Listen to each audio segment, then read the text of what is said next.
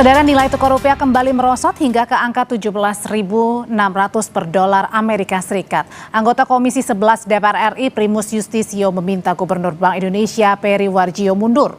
Primus menilai turunnya nilai tukar rupiah sebagai anomali karena di satu sisi pertumbuhan ekonomi Indonesia masih di angka 5,61%. Primus juga menyoroti soal kondisi ekonomi di beberapa negara pasca eskalasi di Timur Tengah meningkat yang sudah kembali tumbuh.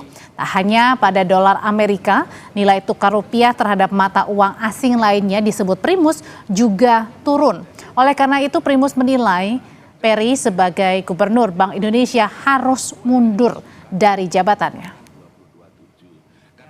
Apa yang terjadi sekarang yang berhubungan dengan tugas dan fungsi Bank Indonesia itu anomali. Pertumbuhan ekonomi kita 5,61%. Tetapi nilai tukar rupiah kita jeblok. Bahkan sekarang ada di level rekor terendahnya terhadap dolar. Indeks kita juga habis, Pak. Merosot turun. Apa yang terjadi saat ini, menurut saya pribadi, Bank Indonesia saat ini sudah menghilangkan trust. Bank Indonesia sudah menyampingkan kredibilitasnya. Dan Anda sebagai pimpinan Bank Indonesia, sebagai tokoh utamanya, harus gentleman, Pak. Harus berani melawan. Ada apa ini? Kenapa ini? Pak Ferry yang saya hormati, kadang Pak, kalau kita mengambil tindakan gentleman, itu bukan penghinaan, Pak. Saya berikan contoh, mungkin saatnya sekarang Bapak mengundurkan diri. Tidak ada salah. Kalau selanjutnya terserah Bapak tentu saja. Sementara Menteri Keuangan Purbaya Yudisadewa meluruskan soal polemik pernyataan Presiden terkait warga desa yang tidak menggunakan dolar. Menkyu menilai pernyataan itu hanya untuk menenangkan rakyat. Purbaya menjelaskan secara teori ekonomi, dampak inflasi dari barang impor atau imported inflation masih diperdebatkan dan punya jeda waktu sehingga tidak langsung merugikan masyarakat di desa. Begini, itu kan bicara di pedesaan, itu kontennya di situ untuk orang sana. Bukan berarti Pak Presiden nggak ngerti rupiah, dia kan jago, beneran. Jadi konteksnya seperti itu. Besok saya ini akan ada APBN kita, laporan APBN kita sampai April. Itu hasilnya bagus, pasti di luar perkiraan para pengamat itu. Jadi fondasi kita memang betul-betul bagus, jadi Anda nggak usah khawatir.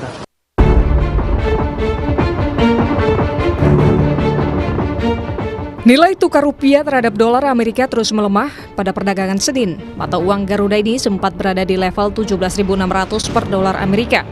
Tidak hanya rupiah, indeks harga saham gabungan atau IHSG juga ikut tertekan. Menteri Keuangan Purbaya Yudisadewa mengatakan situasi yang terjadi saat ini hanya bersifat sementara. Menkyu menegaskan fundamental ekonomi Indonesia masih kuat. Bapak kita perbaiki kan, jadi fondasi ekonominya kan bagus.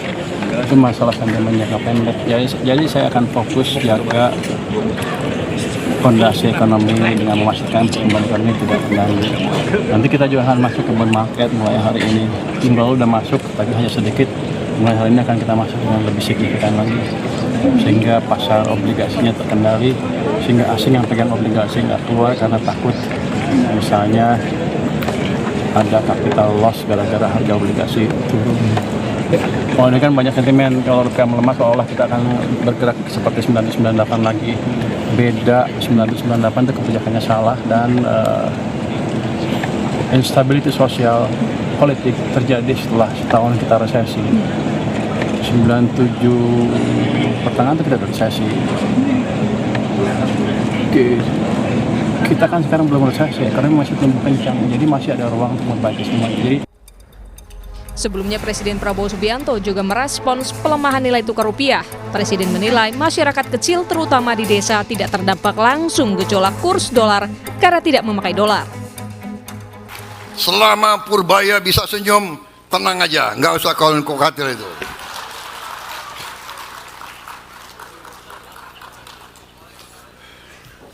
Mau dolar berapa ribu kek, kan kalian di desa-desa nggak pakai dolar.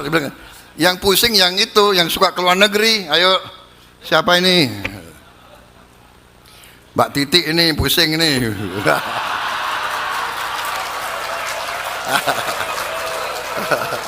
Percaya ekonomi kita kuat, fundamental kita kuat.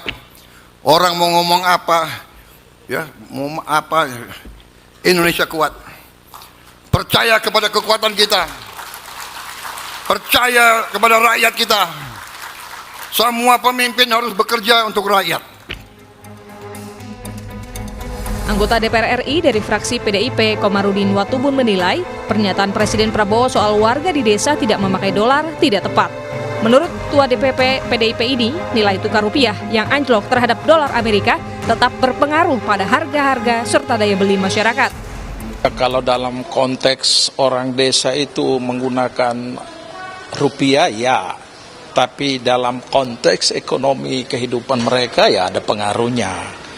Karena itu saya kira di masalah ekonomi, masalah dasar itu, orang kampung juga pasti mengerti itu. Karena dengan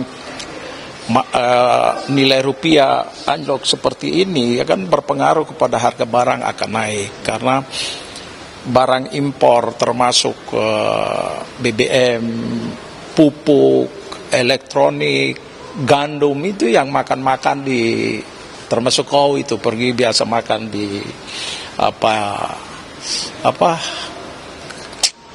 di rumah kopi-kopi, makan yang roti-roti dari gandum, itu kan pasti harga akan naik kan. Politisi PDIP ini berharap pemerintah lebih serius dalam menyikapi merosotnya nilai tukar rupiah demi menjaga stabilitas harga, terutama bahan pokok. Karena jika harga terus naik sementara pendapatan rakyat tidak berubah, maka akan menimbulkan dampak yang lebih besar. Tim Liputan, Kompas TV. Saudara, nilai tukar rupiah terus melemah. Sementara Presiden Prabowo menyebut kondisi Indonesia masih kuat karena sebagian besar rakyatnya, terutama yang tinggal di pedesaan, tidak terlalu terpengaruh pada gejolak nilai tukar rupiah. Selengkapnya kita ulas dampak pelemahan nilai tukar rupiah ini bersama politisi Partai Gerindra Sugiya Santoso. Mas Sugiya, selamat malam. Selamat malam, Mbak, Kompas TV dimanapun berada. Dan hadir juga Direktur Ekonomi Digital Selius, Nailul Huda. Mas Huda, malam. Halo, Mbak. Oke, saya mau nanya ke Mas Sugiya dulu. Mas Sugiya, jadi pernyataan dari Pak Presiden ini yang menyebut Indonesia kuat, tidak terpengaruh gejolak rupiah, karena rakyat yang terutama banyak tinggal di pedesaan ini tidak menggunakan dolar sehari-harinya. Jadi maksud pernyataan Presiden Prabowo ini apa? Hanya untuk menenangkan publik atau memang benar kondisi realitanya seperti itu? Ya, yang pertama saya pikir apa yang disampaikan Pak Purbaya tadi, bahwa statement Pak Prabowo itu kan konteksnya di hadapan petani ketika beliau menghadiri panen raya jagung dan meresmikan gudang ketahanan pangan di Nganjuk di hadapan petani. Saya pikir bahasa seorang pemimpin ketika berhadapan dengan rakyatnya, saya pikir memang bahasanya harus bahasa yang penuh optimis dan menenangkan. Ketika memang di saat yang bersamaan para pengamat dan beberapa tokoh misalnya di media sosial maupun media mainstream seolah-olah memprovokasi kepanikan. Saya pikir apa yang disampaikan oleh Pak Prabowo itu adalah bahasa untuk rakyatnya, bahasa pemimpin untuk rakyatnya. Sangat berbeda misalnya ketika Pak Prabowo menggunakan bahasa ketika memimpin rapat di kabinet. Bahasanya pasti gratis dan bersifat yang solutif lah. Oke, tapi bukankah Anda juga menilai dengan pernyataan dari Presiden Prabowo ini kemudian menimbulkan kegaduhan di mana-mana dan menimbulkan justru spekulasi dan pertanyaan nih? Ya, saya pikir kan kegaduhannya itu seperti mendapatkan peluru bagi kelompok-kelompok yang ingin terus memprovokasi kepanikan di tengah-tengah masyarakat. Kalau kita misalnya apa yang disampaikan Pak Prabowo bahwa masyarakat desa itu tidak terpengaruh oleh dolar. Kalau kita misalnya belajar dari sejarah krisis yang pernah terjadi di Indonesia, apakah krisis tahun 1960-an misalnya, atau krisis pada tahun 98, kan memang yang menjadi penyelamat ekonomi kita kan ekonomi kerakyatan, UKM yang menjadi bantalan ekonomi kan. Ketika misalnya lah 98 itu kan yang terkena di sektor perbankan maupun sektor korporasi besar. Sementara ekonomi rakyat pada saat itulah yang membuat bangsa ini tetap bisa bangkit kembali. Ketika misalnya kita mendengarkan provokasi bahwa ini kalau sampai 18.000 sampai 20.000 Indonesia akan kolaps, saya pikir itu kan bukan bahasa yang optimis, bukan bahasa yang menenangkan rakyat. Oke, jadi ini adalah bahasa yang digunakan Pak Prabowo karena optimis dan juga ingin menenangkan rakyat ya. Kalau gitu saya tanyakan ke Mas Huda. Mas Huda, dari pengamatan Anda, benarkah yang akhirnya terserap di masyarakat yang saat ini diperbincangkan adalah memang jadinya rakyat tenang karena ucapan dari Pak Presiden ini? Ya, tentu kalau kita lihat gejolak di masyarakat, Mbak ya, ini ada gejolak terkait dengan ketidakpercayaan pada apa yang disampaikan oleh Pak Prabowo. Karena ini masyarakat juga ya tidak bodoh juga sebenarnya gitu kan. Kalau kita lihat banyak sekali yang menyampaikan bahwa nilai tukar rupiah ini bisa yang melemah ya, itu bisa berpengaruh terhadap segala sendi kehidupan di masyarakat.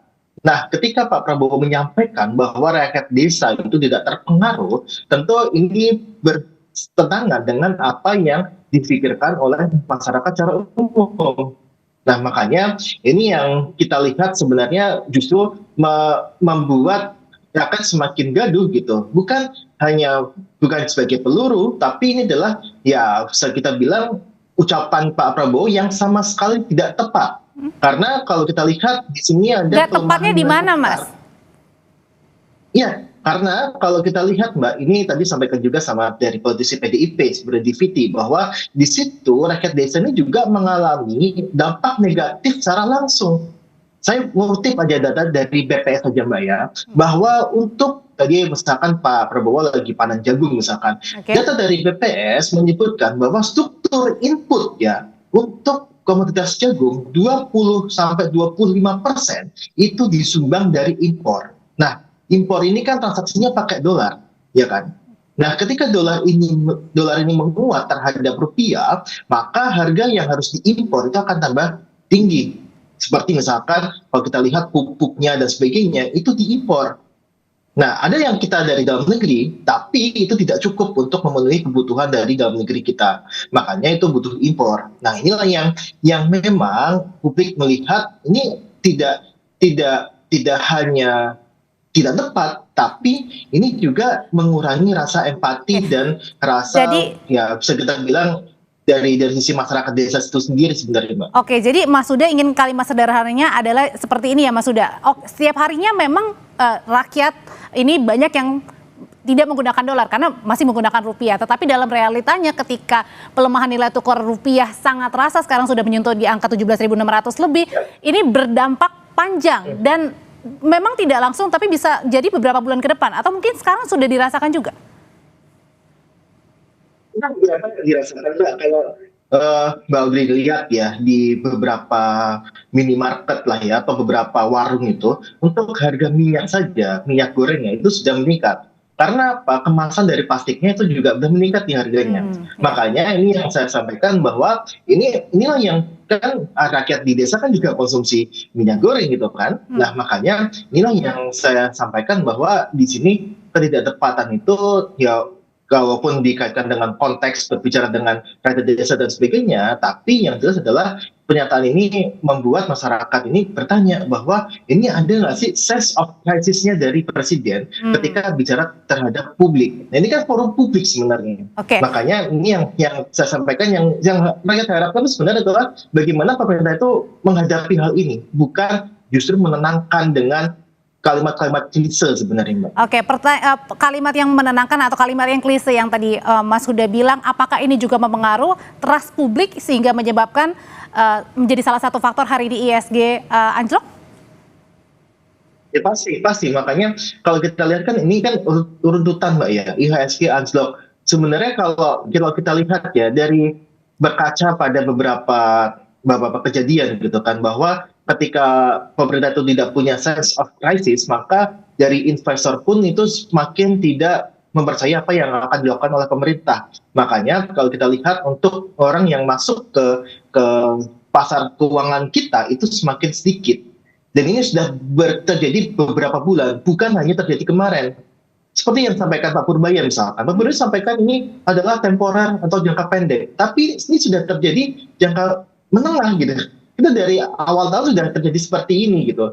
Dan respon pemerintah ini sama sekali tidak tepat gitu. Nah makanya ini ditambah lagi dengan pernyataan-pernyataan yang menurut saya dan masyarakat secara luas itu tidak tepat sama sekali diucapkan oleh pemerintah. Nah, ini yang memang menjadi pertanyaan publik dan juga investor ketika ingin masuk ke pasar keuangan kita. Pasti seperti itu, Mbak. Oke, hari ini juga 2 kali dinyatakan oleh Menkyu, pagi dan sore tadi salah satu juga menyoroti soal pelemahan nilai tukar rupiah ini dipengaruhi oleh sentimen jangka pendek, warga jangan khawatir. Pertanyaannya apakah ini sudah meredakan mungkin luapan emosi warga atau tanda tanya warga ya tentang kalimat dari pernyataan Presiden ini. Usai jeda Bapak-bapak nanti akan menjawabnya, tetap bersama kami di Sapa Indonesia Malam.